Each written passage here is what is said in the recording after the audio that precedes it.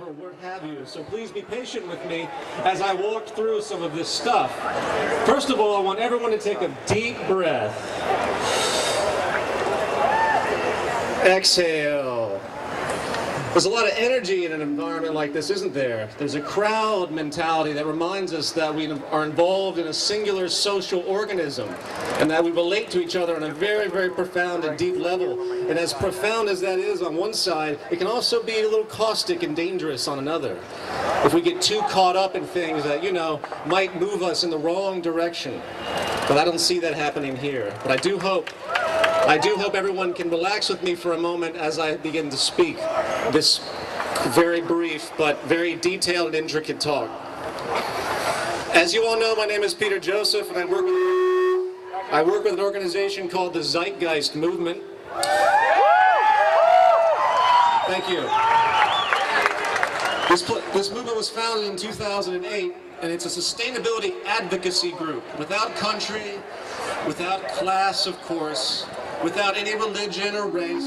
It is a global concept working to unify the human species and get it considered humane and actually sustainable.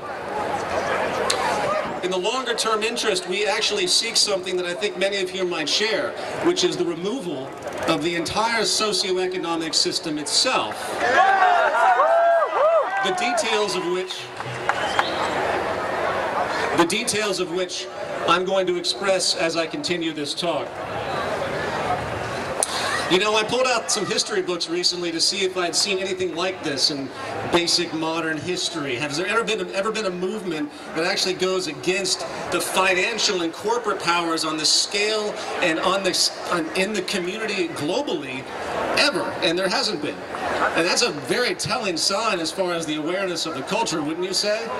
So many people yell at political buildings and they work to try and engage their political establishment in the idea that that actually is where the power resides in this world that we share, when it's very clear that the power is obviously within the financial structure and always has been. Even with the Great Depression, when I researched these issues, I found nothing that really went after the true powers that be.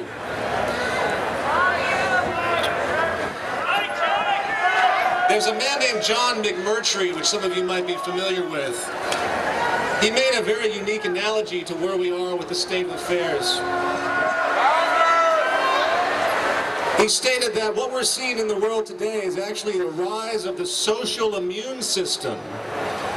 Not the rise of political ideology, but a rise of a defense mechanism coming from the very fabric of our culture that sees that something is extremely wrong and very, well, cancerous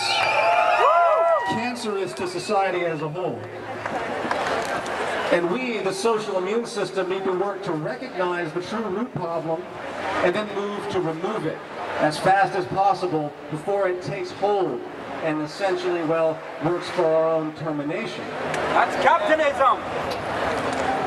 And as the cancer has grown since the inception of the system that I'm going to speak of, it's become more malignant, more caustic, and obviously across the world, absent of any country or nation or political party, we're beginning to see its caustic effects.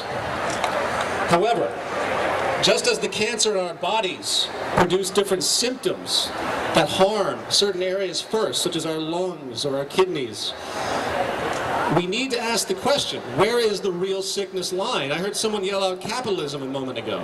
Capitalism! But is that really the psychology that's underlying the problem that we see? Or is it simply a manifestation of something even more flawed at the foundational level? Are we actually seeing this cancer for what it is? Really working to correct it at the root source? Or are we just addressing its symptoms? We are just addressing the symptoms! This is the question I would like to pose not only to Occupy LA, but to the entire movement related, and all those that are worried about the state of affairs on this planet. How do we diagnose the real issue? How should we feel about the 1% which own 40% of the planet's wealth? How should we feel about the 400 Americans that have more wealth than 150 million Americans combined?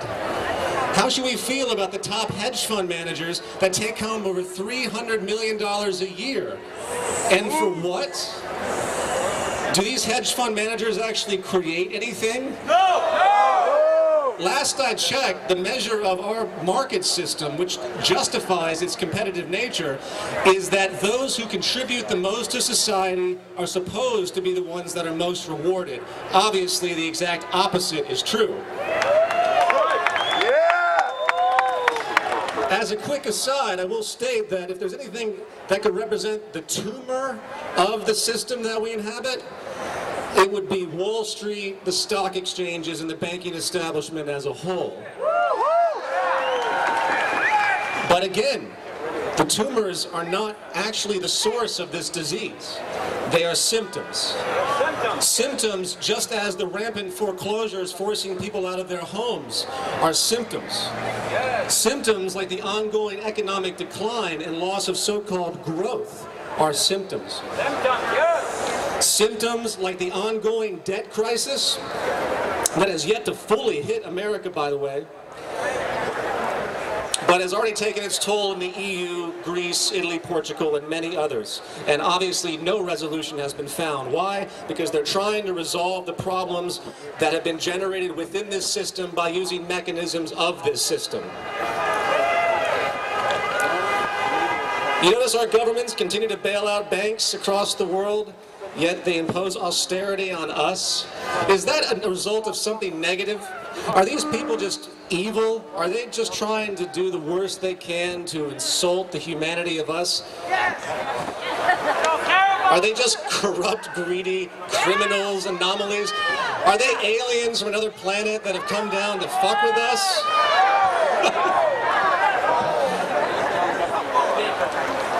Well, they're people, exactly. And they're likely manifestations of this cancer rather than a cause of it.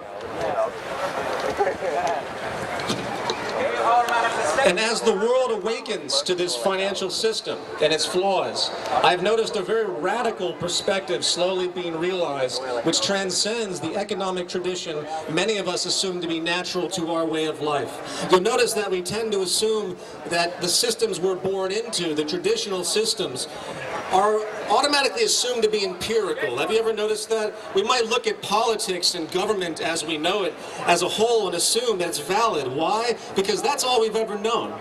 Is it any true measure of logic? Probably not. It's simply tradition. It's custom. And you'll find that we seem to be locked into custom frames of reference than emergent frames of reference. And that is fundamentally what needs to change in our view of reality. We might look at the market system in our use of money, for example, and assume it will always be there, right? No! Not because of any benchmark of our, earthly economic measure of what it truly means to be sustainable, not because of any scientific realization of what human behavior actually entails and how we tend to act based on what's reinforced in our culture, but simply because that's all we've ever known. However, as the biosocial pressures, as they're called, continue to grind down, say, the global workforce, as, machine automation continues to replace human labor for the benefit of saving corporations money, reducing purchasing power, your money, and hence inevitably stifling economic growth, our perspective might just grow a little bit larger than the traditional norms we've come to understand. Maybe, just maybe, human employment for income as we know it, something that I've heard in rhetoric a lot of people complaining about, where's our jobs? Maybe, just maybe, the foundation of our entire economic system simply isn't going to work anymore because we realize the non-stop effects of science and technology, hence the emergent nature of reality clashing with our traditional assumptions. And perhaps even with the expanding debt crisis born, guess what, out of the fractional reserve lending system and the structural reality that money is actually created out of debt and sold as a commodity in exchange for interest. Interest that can only come into existence, yes, through the creation of more loan sales and hence the creation of more money. Maybe, just maybe, the debt collapses aren't the result of some political policy or some corporate or government malfeasance. Maybe they are the result of the actual structural form of the system that we inhabit. Slavery! And with the psychology of growth and consumption, a psychology that continues to create the ongoing social and environmental destruction that we see, abuse and exploitation all around us, that so many environmentalists complain about, but yet they still tend to not realize that the system is based on that. It's defined by consumption. It's defined by turnover. And we often think that corporations should be held responsible for their actions because of their abuse of this nature, when in fact the competitive market model of economics demands that behavior. Again, it's structural. You know, how is it in a world that's supposed to be economizing? What is the definition of an economy? It means the management of a household. What does that mean? It implies that you have to be thrift. It means you economize. It means you save. It means you're strategic in what you do. How is an economy based on consumption to maintain your employment, economizing it all? Obviously, it's a complete anti-economy.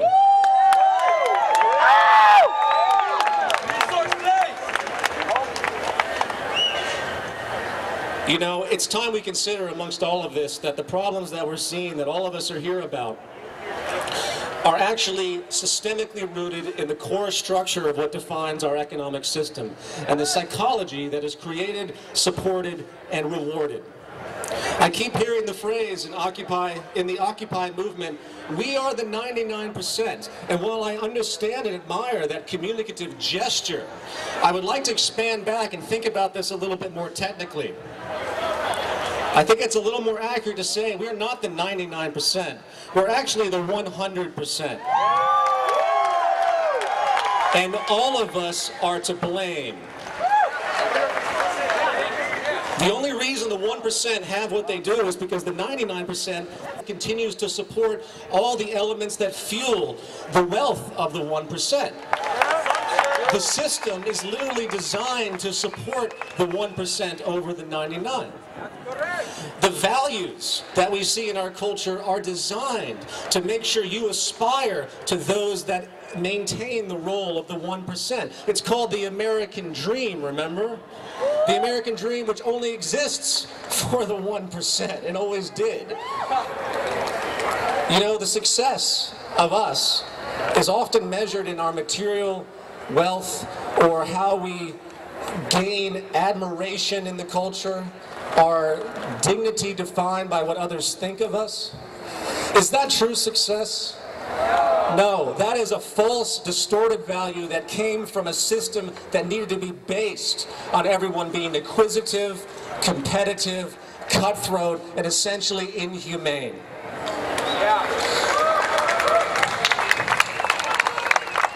The historical illusion, I have to point out, which continues to this day, which I know is manifest in a lot of gestures here in this audience and across the world, rightfully so, however, but it's still an illusion, is that there is some person or some group that is explicitly to blame.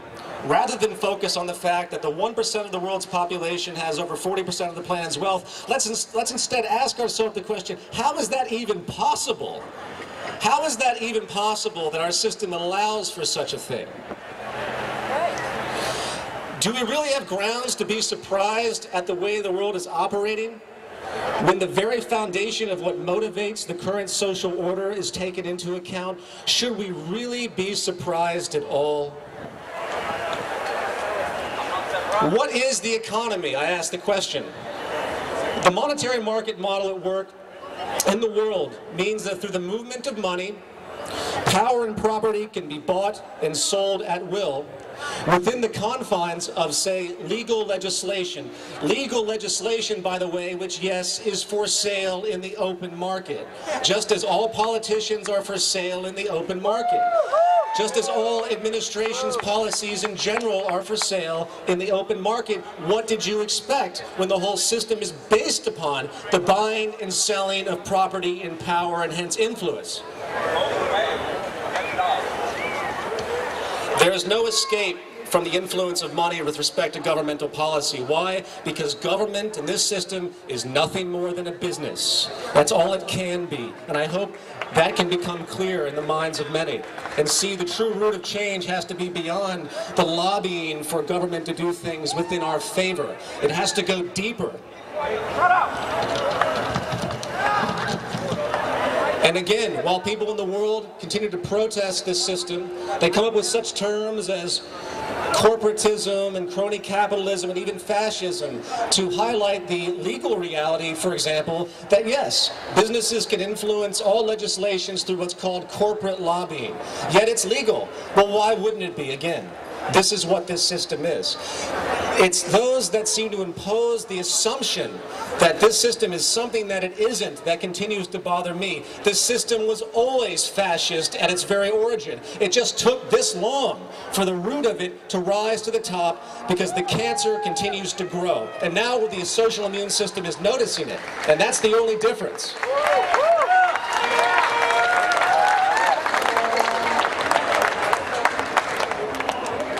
You know what creates jobs in the world today? Problems. Everyone talks about labor again. You know what really creates jobs? Problems. In an efficient world, there will be less of a need for all of us to be employed or to engage in any type of long-term action that we would consider a job. People would learn to be satisfied and not greedy. They would learn to understand their relationship to the environment. The system of progress would be less and less need to resolve problems, not more and more being generated, which is what we're doing today. In other words, there is an empirical decoupling from what actually supports life on this planet and the scientific reality that we inhabit and have been learning about. It's built right in. The monetary market system at its core must change, not the policies that regulate it. On a different level, just to throw this in, for those that have never thought about the fact that the entire structure of our economy is intrinsically flawed. There's a culturally hegemonic attribute of this system that goes unnoticed. For example, if you have $1 million and you put it into a bank account, a CD investment at 4% interest, you will make $40,000 a year for doing what? Nothing. However, if you take loans to buy your home, and you need to take out credit, as it's called, you're paying interest in. And guess where that interest goes? It goes to fuel the 1% or those with the wealth that have the ability to actually deposit money and make money off of it. Am I the only one that sees the hegemonic flaw in that? Yet you rarely see a sign being held up defending or defining the interest system. You rarely see people say, why do we even have interest to begin with? It's one of those things that goes unnoticed.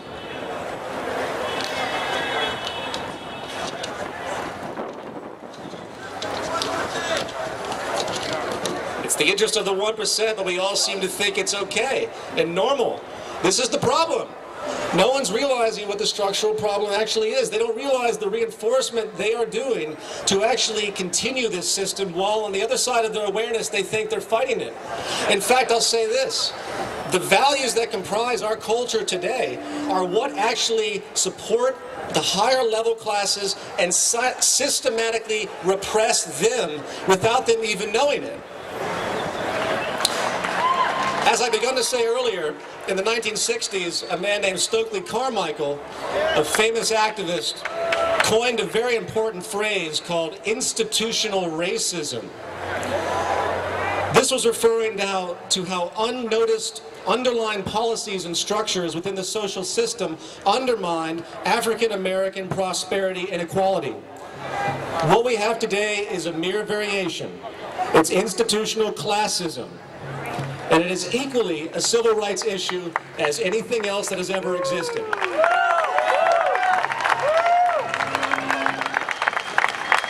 Coming back to the nature of Occupy Wall Street.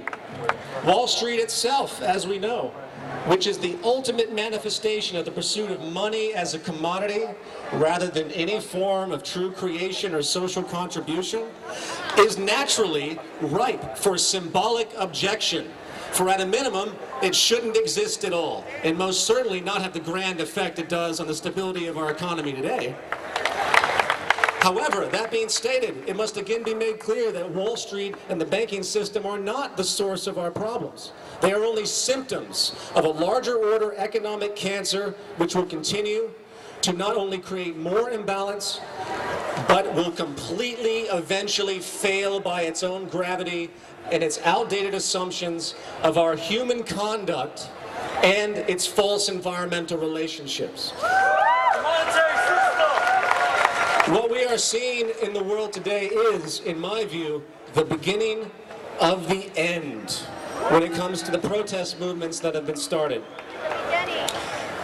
This is the beginning of a change of values and structure that has been needed for a very, very long time, where our emerging understanding is now overriding the assumptions that have held these structures in place. I want to ask one final question. If you are given the option to participate in a program of sharing, to have the values where someone said to you, if I give to you, would you be willing to give to me? Not in the sense of barter, however, but in the value of simply what it means to actually give. And the understanding that when you look back on your life in the future, are you really going to remember? And by the way, I'm speaking to the whole of whoever's listening here, not just you. Are you going to remember all those things you did in your self-interest? Are the CEOs and bankers and the elite that exist, are they really going to have pride in themselves when they look back in their life to think that all the money that they acquired actually was a measure of some type of success? Isn't the true measure of success your ability to relate to your environment, hence the needed reciprocation that defines our intrinsic unification and unity?